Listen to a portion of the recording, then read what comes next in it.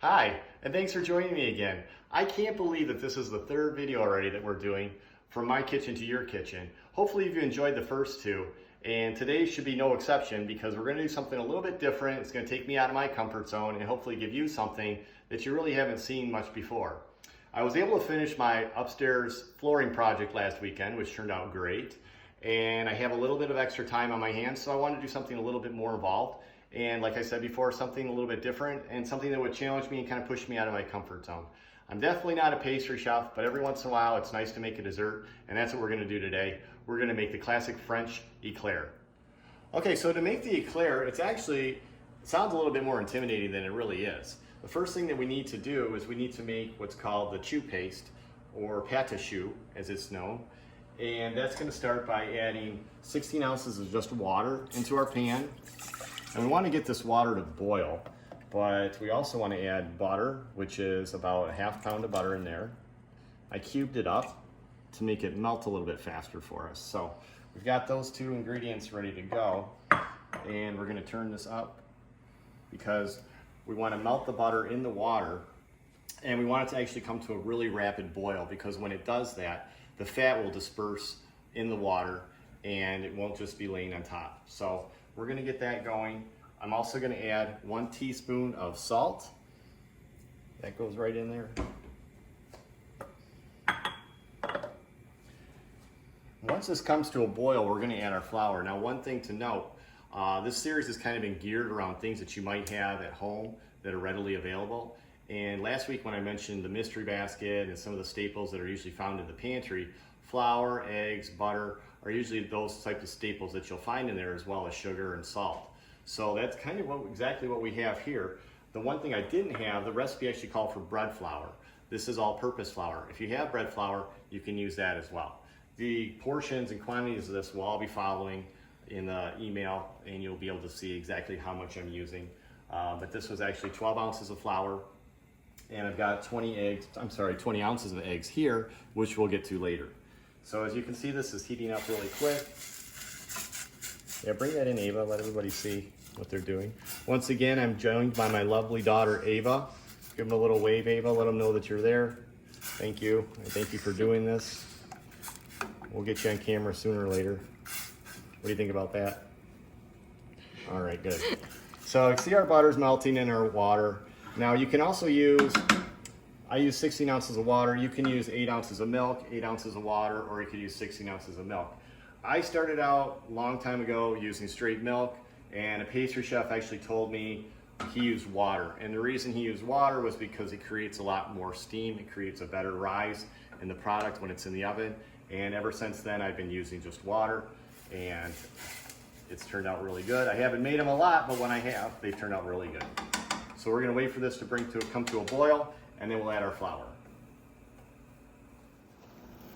Now you can see our water and our butter have come to a very high boil, and we're going to add our flour all at once right into this. And we're going to start mixing this flour into the liquid, and we want to keep it on the flame, but we want to reduce the flame down a little bit and just continue to mix this in.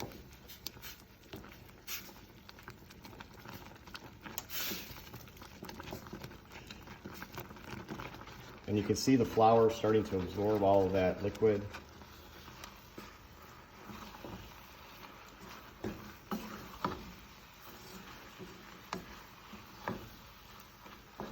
You want to make sure that it gets mixed very thoroughly. And the whole point of this is we want to mix this in, and I keep it on this little bit of a low flame until it starts to pull away from the sides of the pan, kind of like what it's doing exactly right now.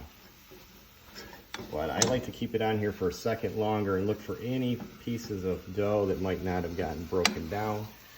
And you can hear the pots kind of hissing at me a little bit here. That's okay. Looks like we've got a really nice beginning to our choux paste. It's coming apart great. It's mixed really well. It looks really good. I don't see too many pieces of dough in there. It's a little bit intimidating when you dump that flour in all at once. Just keep stirring and remember to turn the flame down a little bit. So I'm going to take this over to the mixer and I'll meet you there. So I'm back at the mixer now, and I've transferred my pâte à choux mix into the bowl here. Now one thing you have to be, and I'm getting ready to add my eggs, but one thing you have to be very, very careful with is you can't add it directly in there as soon as you take it off the stove because it's way too hot and you'll end up with a scrambled egg, flour, pinch of salt mess. So I use my probe to check the temperature of the dough that I've started, and it's got to be about 140 degrees. Any hotter than that, you run the risk of cooking and having the scrambled eggs that you have. So I've given it a minute to cool down. I've mixed it a little bit to give it a chance to let some of the steam out and reduce the heat. So I want to leave it on about that speed right there. And the eggs, you want to add the eggs to your dough one at a time. I have got a couple in here that broke on me when I was opening them. Not a problem. I'm just going to add them gradually, kind of one at a time. And as I do that, you can kind of see the dough will get a little bit loose, and then it'll start to absorb the eggs right into it. So don't get over anxious and start adding more than you need to.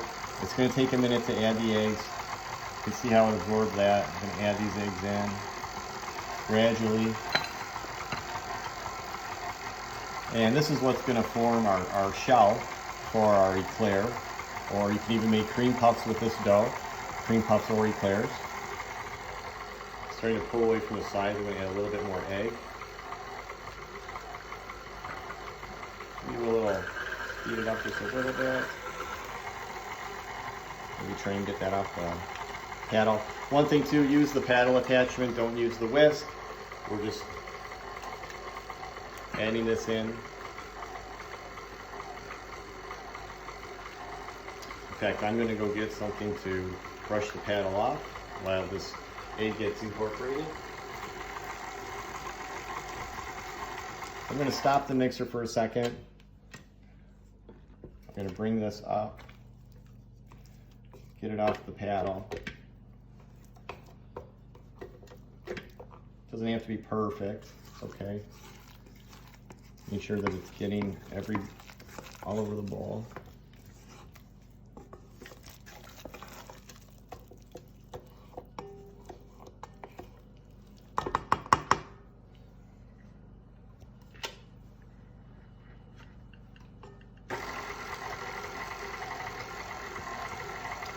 I'm going to continue to add my eggs. Oh, I think I got 2 in there that time, but that's okay.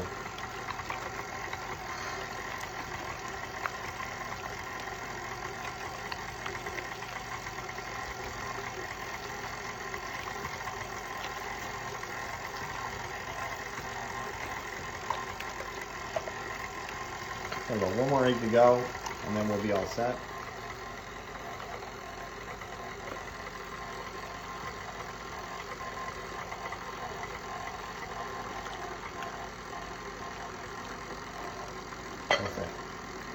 Now I will say having a kitchen probe is almost an essential piece of your equipment. If you don't have one, I would highly recommend getting one. If you're not sure where to pick one up, any kitchen store should usually have it. Or for your convenience, if you'd like, I can order it for you at the club. Just let me know. So we use it for steaks, chicken. In this application, it works great. So when anyone ever says cook it to a certain temperature, you can do it and you know exactly what you have. Highly recommend the kitchen probe. There's all sorts of different ones too. There's digital, there's the regular ones, there's the infrared. Sometimes you can point it at something, it'll tell you. That's usually not very good for steaks, but you get the point. So now that our dough is complete, we're going to take a second here, get it out of the bowl, and we're going to put it in a pastry bag and get our shells ready to go in the oven. Go. Okay, so we've taken the pâte de choux mix out and we've put it into a pastry bag, which I was lucky enough to find some disposable pastry bags, which are just wonderful. I like the fact that you don't have to flip them inside out and try and scrape all the filling out of them and clean them. They're a lot easier just to dispose of them and be done with it. So one trick I learned a long time ago was when you're putting this in you're obviously using a convection oven, or we're using a convection oven today, I should say. The paper has a tendency to blow around with the fan, and you can take a little bit of this paste and just put a little bit under the paper and almost act like as a glue to hold the sheet onto the tray, and it won't interfere with the cooking of your cream puff shells. So we're gonna go ahead and start piping some of these shells out.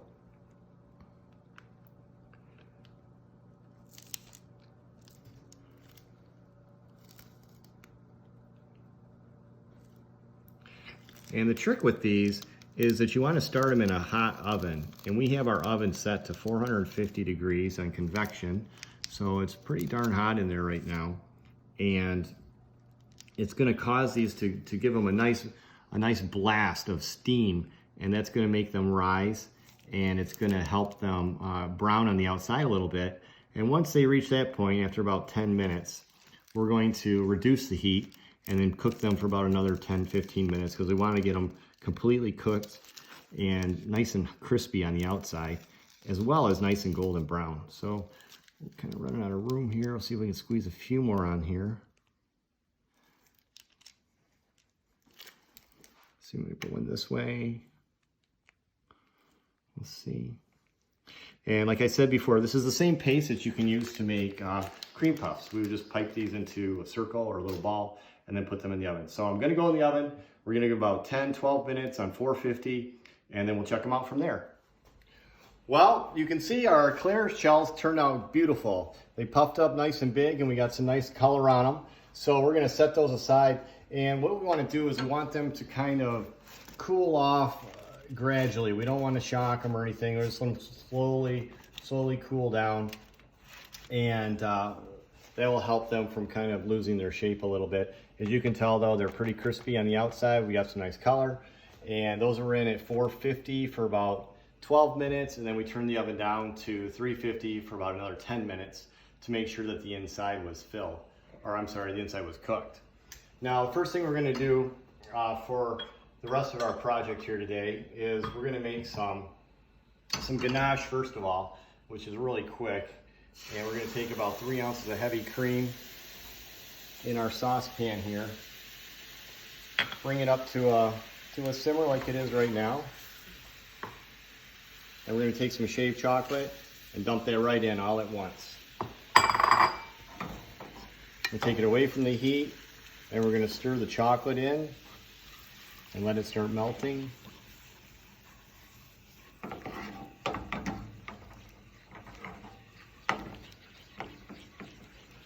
And as it starts to melt, it's going to start to thicken up for us a little bit. And this is going to be the topping on the top outside of our Éclair shell. Once we get this ganache melted, we can set it aside.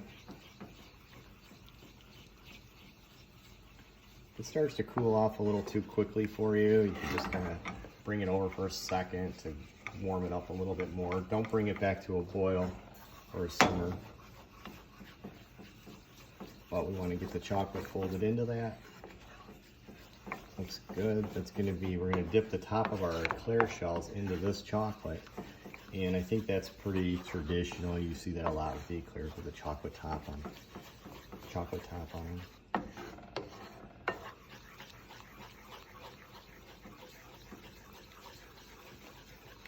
So we're going to set that aside. And the next thing we're going to do is we're going to make some pastry cream because we need filling for our Éclairs, right? Right, Ava? We need some filling for those Éclair shells, right? So we're going to take this and move this out of our way.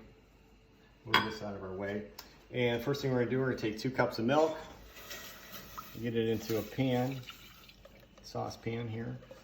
We'll set this aside. And we're going to take 2 ounces of sugar. We're going to add the sugar to the milk, and we're going to let that warm up, and we're going to bring that to a low boil. Let's see how our ganache is still doing here. It's doing good. That's pretty good. Okay, set that aside. Now, while this is warming up and I'm in a bowl, what I'm going to do is I'm going to take 1 whole egg, add that in, and 2 yolks. We're going to add those in there also. Make sure we get all that yolk out. Now, if you really want to save product, you could save the egg whites if you like. You can make an egg white omelet for yourself, or if you get enough of them together, you could actually make some souffles. But I only had 2 egg whites, and that's not going to be enough really for me. So I discarded those. Now, I need my whisk.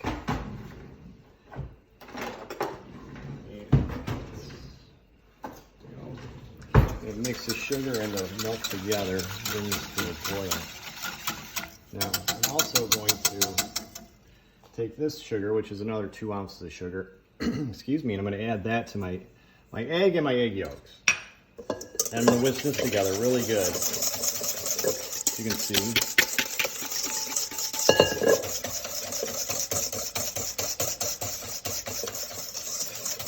It's pretty well mixed in there, right? Okay, now this is warming up nicely for us. And what we're going to do is we're going to temper these together. So if I was to take this cream and this milk and just dump it right into this egg yolk, we just have a hot mess on our hands. So we use a technique called tempering, where I'm gradually going to add this hot liquid to the egg yolk and actually bring the temperature of the egg yolk up enough so that I can go ahead and just dump the rest in. And we use this technique a lot when we make creme brulee at the club, and we're going to use it right now when we're making the eclairs. And the next thing I needed to do was to take some cornstarch, and I'm going to sift that in.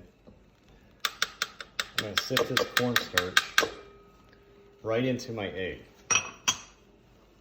And I'm able to do all this while I'm waiting for my milk to come up to a little bit of a boil, simmer. And that's good. Okay. Mix this in. My egg yolk.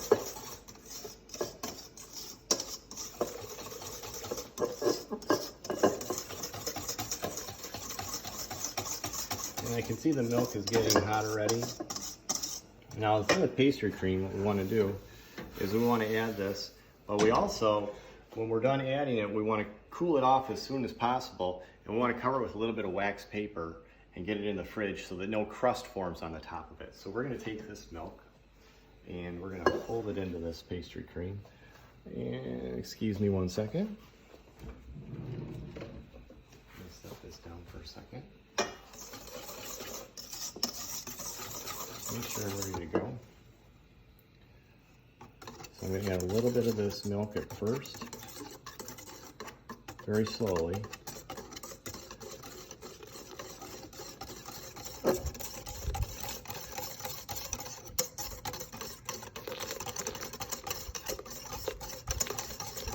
A little bit more.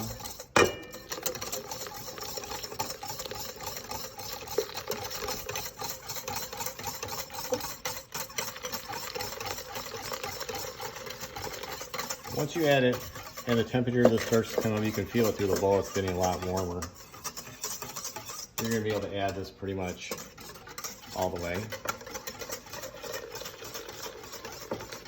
Now, if you recall from our last video we did the stir fry. We used cornstarch to thicken that sauce as well. So now that I have all this incorporated together, I'm going to pour this back into here. I'm going to put it back on the flame. I'm also going to take a little bit of vanilla. Got a little bit of vanilla here. And I'm going to add to the mixture. Didn't want to open for me. Always, right? So I should have opened it ahead of time. Just a little capful. Add a little vanilla there. Give it a little flavor.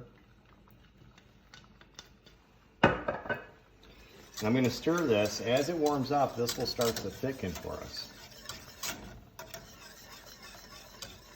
And that's the cornstarch, just like we thickened that sauce with the stir fry last week. Cornstarch, once it gets to that temperature, it kind of activates its thickening powers and it starts to do its job for us.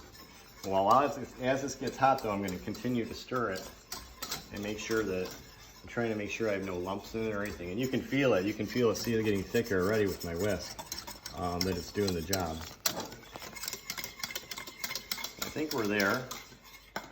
I'm going to turn this flame off. I'm going to set this aside. I'm going to bring the ganache back, and this burner is still warm enough where it'll, not too hot, but it's still warm from the pan being on there. It's going to loosen this up a little bit, and I'm going to keep stirring it, try and get it as smooth as I can. And that looks pretty good.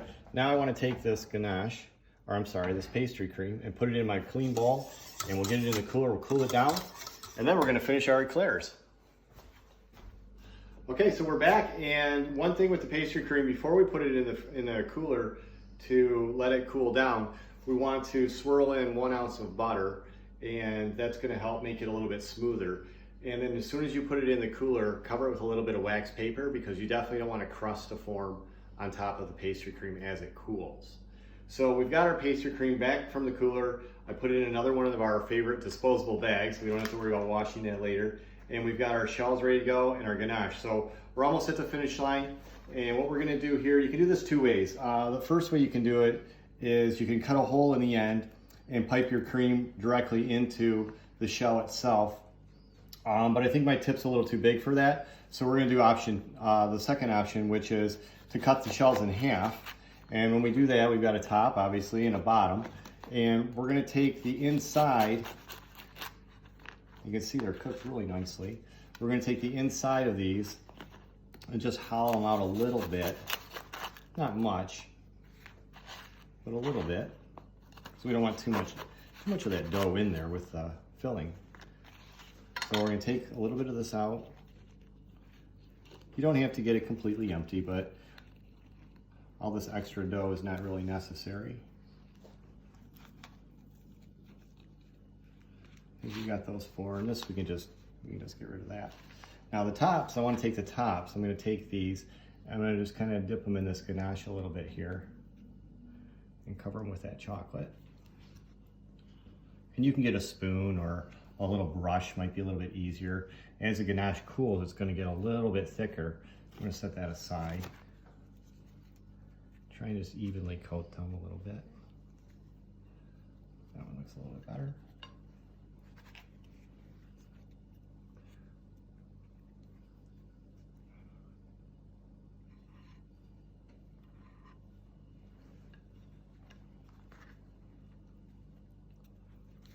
Okay, now that we have the tops covered with our ganache, we're going to set those aside for a second.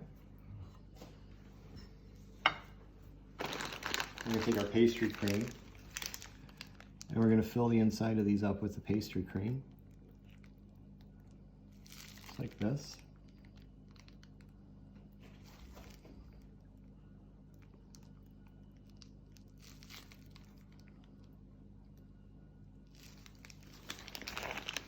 Set that aside.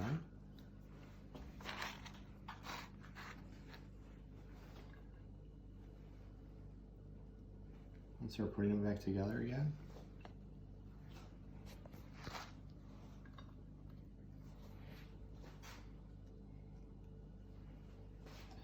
Now if you want, you could add some sprinkles or something to the top of these to make them a little more decorative or a little more festive. It's Christmas time. Use some of the toppings, sprinkles you might use for your cookies.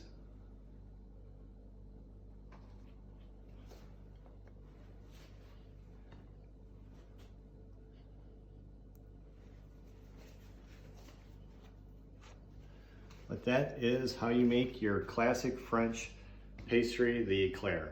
So I hope you've enjoyed watching this, and don't be intimidated. It's not as hard as they probably made it look, but there's a lot of dishes and a couple different techniques to use. But if you do it once, you'll get the hang of it, and I'm sure you'll enjoy it every time you make it. So thanks again for watching, and we'll see you next time.